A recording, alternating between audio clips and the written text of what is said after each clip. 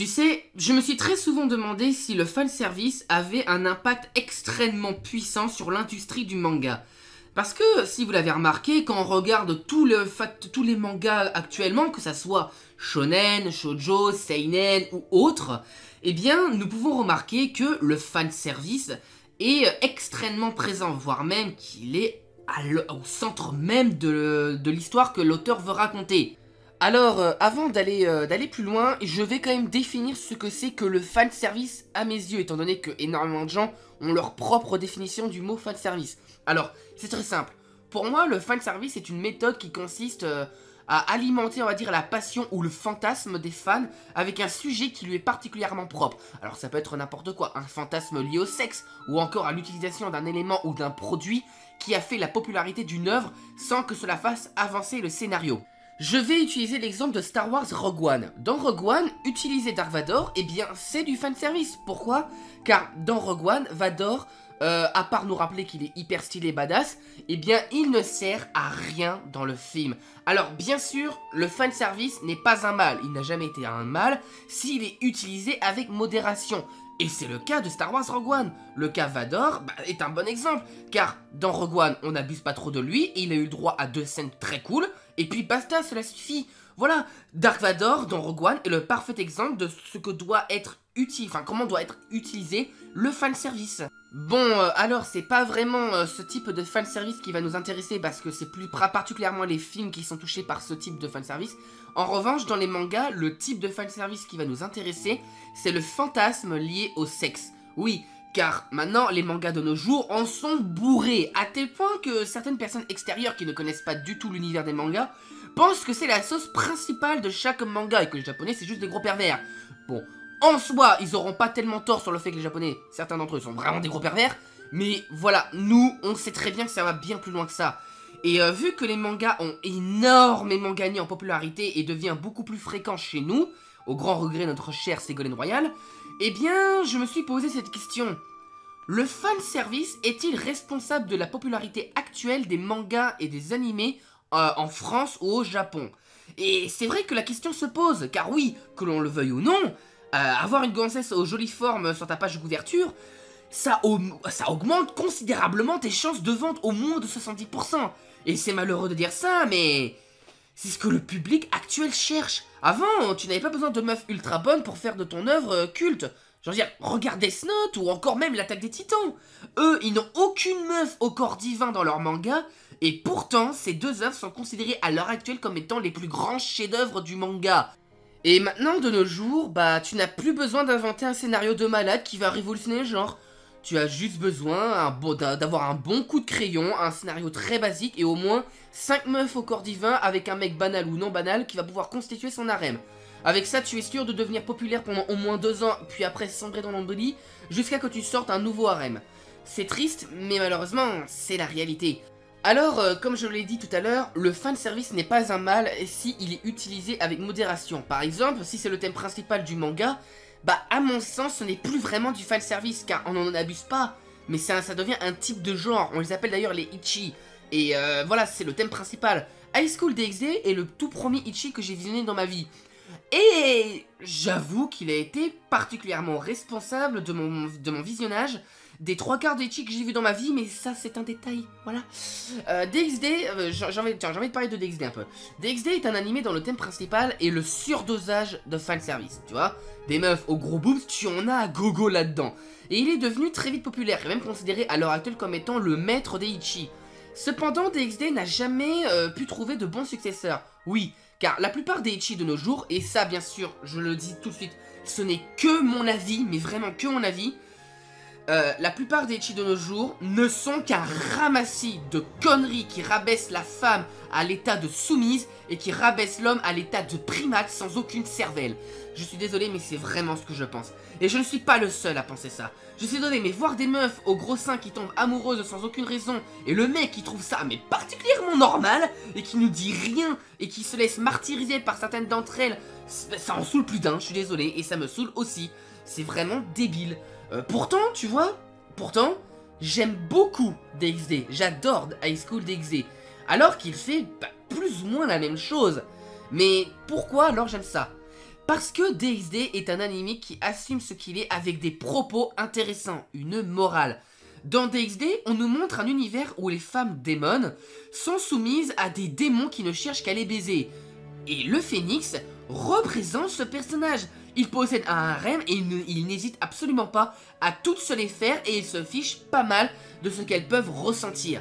Et le héros qui est censé combattre ce personnage est un pervers qui ne cherche justement qu'à baiser. Tu vois un peu la contradiction? C'est hilarant dit comme ça. Oui, mais ça va bien plus loin que ça. Le personnage de Issei est beaucoup plus normal que vous le pensez. Oui, parce que, bon ça c'est propre à l'homme, chaque humain est attiré par un genre sexuel et lorsque l'on se retrouve entouré par le sexe opposé, il devient alors inéluctable de penser à des choses pas très catholiques. Et Issei est un pervers lui qui s'assume et ne le cache absolument pas et du jour au lendemain il se retrouve entouré des meufs les plus bonnes de son école, les meufs dont il a toujours rêvé à voir comme copine. Tu m'étonnes qu'il soit comme un ouf pendant tout le reste du manga. Mais au cours de l'histoire, Issei a eu 1 million de chances de faire l'amour avec l'une d'entre elles. Mais il ne l'a jamais fait car dans chacune de ces situations, elles étaient soit tristes, soit pas en état de penser normalement. Dans ces situations, beaucoup auraient profité de la situation et n'auraient pas pensé à ce qu'elle ressent comme le phénix, tu vois. Mais Issei a laissé sa perversité de côté pour soutenir moralement ses amis et n'a pas profité de leur tristesse pour lâcher ses pulsions sexuelles, tu vois. Le perso de Issei nous montre qu'avoir des pulsions sexuelles, c'est normal, mais il ne faut pas les laisser nous dominer lorsque le sexe opposé n'est pas moralement prêt pour ça. Voilà ce que nous raconte DxD. Cependant, ses soi-disant successeurs n'ont retenu que les gros nichons. Et avec ces gros nichons, on va faire de la merde qu'on a vu et revu. Je suis désolé, mais le 3/4 des harems, c'est exactement ça. C'est vraiment tout ce que j'ai dit tout à l'heure. C'est ça. Et malheureusement, bon bien sûr, tous les ecchi ne sont pas comme ça. Il y en a certains qui sont vraiment très bien, comme Domicile Nakanajo et bien d'autres encore. Mais voilà, la plupart des ecchi malheureusement ne vont pas plus loin que ça que les gros nichons. Et c'est malheureusement un genre qui est devenu très populaire, qui est maintenant utilisé à outrance dans les grands shonen. Alors qu'est-ce que j'appelle à outrance? Alors, tu vois, je ne suis vraiment pas contre le fait de voir des meufs au corps divin et des mecs avec la musculature de Dwayne Johnson à l'âge de 15 ans dans les shonen, si ça ne pollue pas ce que l'auteur veut nous raconter. One Piece par exemple, Oda, il gère très bien son fanservice. Quand tu vois un ami en soutif pendant 3 arcs, Oda n'en fait pas tout un plat, et ça ne ralentit pas le scénario. Hancock ou Robin, qui sont devenus qui ont des tenues très décontractées, ne sont pas réduits à l'image de « Hé, regardez mes gros nichons !» Non, c'est bien géré. Oda nous montre des femmes très jolies au beau corps, mais il ne les utilise pas pour savourer ses fantasmes.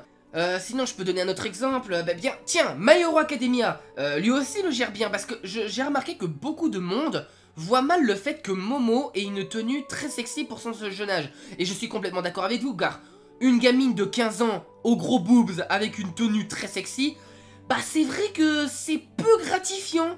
Mais Koei ne l'utilise pas pour des fantasmes purement érotiques, mais parce que son pouvoir l'exige. Momo, elle a le pouvoir de la création. Donc, et Momo, du coup, elle a besoin de sa peau pour extraire ce qu'elle crée. Et c'est pour ça qu'elle expose sa peau afin de rendre son pouvoir plus pratique à utiliser. Alors oui, je suis entièrement d'accord avec toi, c'est une excuse pour montrer une meuf particulièrement sexy dans le manga. Mais au moins, Momo n'est pas réduite à une meuf qui veut se montrer à tout le monde. Momo est utile au scénario, Momo a une évolution, Momo a une morale.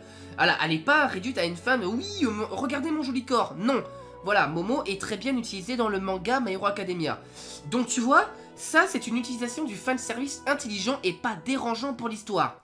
Donc, qu'est-ce que j'appelle à outrance? Ce que j'appelle à outrance, c'est ce que le manga Fairy Tail fait. Alors, attention, ne m'insulte pas, s'il te plaît, ne va pas m'engueuler dans les commentaires, ne dislike pas. Bon, tu peux disliker, j'en ai rien à foutre, mais ne va pas m'insulter maintenant. Avant que tu me traites de haters de Fairy Tail, sache que j'aime énormément ce manga. Je suis très attaché à cet univers et aux personnages. Mais ça ne veut pas dire que je dois fermer les yeux sur ses défauts. Et je suis désolé, mais Fairy Tail gère extrêmement mal son fan service. Alors, je ne vais clairement pas juger les personnages féminins dans ce manga. Elles sont magnifiques, très bien dessinées, toutes gaulées comme des déesses. Bref, physiquement, elles n'ont clairement rien à envier aux personnages féminins de One Piece. Je veux dire, même les mecs feraient passer Dwayne Johnson pour un obèse. On en est à ce stade-là. Mais je trouve que l'utilisation du fanservice est vraiment mal foutue. Alors, je m'explique. Je ne parle pas du cas déjà quand les vêtements se déchirent en plein combat et nous dévoilent le corps du personnage en question. Non, c'est même logique que les vêtements cèdent après toutes les attaques qui se prennent en pleine figure. Je ne vais pas non plus juger toutes les scènes de bain qu'on a pu voir dans le manga, tout simplement parce que ça ne se passe pas en pleine action. Non, là où Fairy Tail se casse vraiment la gueule, c'est utiliser le fanservice quand il ne faut pas l'utiliser. Alors, je ne fais clairement pas partie de la communauté des gens qui disent que Fairy Tail c'est de la grosse merde et que Fairy Tail c'est du fanservice depuis le tome 1, parce que ces gens-là sont complètement cons. Non, Fairy Tail, enfin pour moi, Mashima a très bien géré son fanservice, du moins jusqu'au tome 30 de son manga, donc jusqu'à l'arc Tenro.